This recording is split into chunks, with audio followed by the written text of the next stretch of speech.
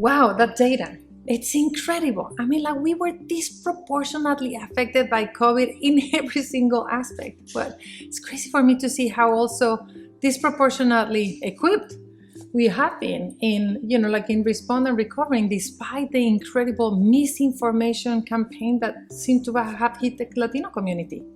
No, absolutely. I think we were hit pretty hard by the whole misinformation wave as Latino community, but we recovered pretty fast. We got together, we started spreading verified news, verified information, and then all of a sudden the whole Latino community now is paying attention. It's getting vaccinated at a higher rate. Thankfully, we're slowing down hospital admissions throughout the country. And I mean, we have a long way to do, but we're definitely coming back. And what's the message for anyone out there? This Hispanic Heritage Month on vaccines and, people coming back to work and, like the role of employers and companies that are really caring about the Latino community. What's there to be done still now?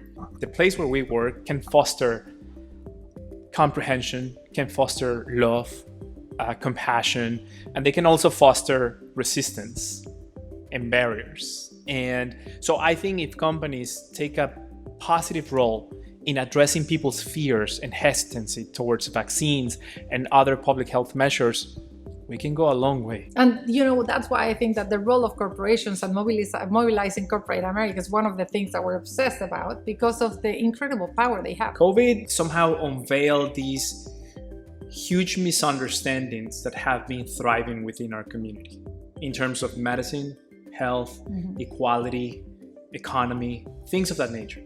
And then when a pandemic hits, then you realize that we're all divided because of these misinformation aspects. So it is paramount that, as you said, as the corporate America has to be paying attention to this, especially because Latino is a very, very it's a growing community, right? And we have so much power in so many areas, so we have to be paying attention to that. And during the pandemic, I mean, it was incredible for me how much we were disproportionately, as a fact, impacted by COVID, but mostly because we were exposing ourselves.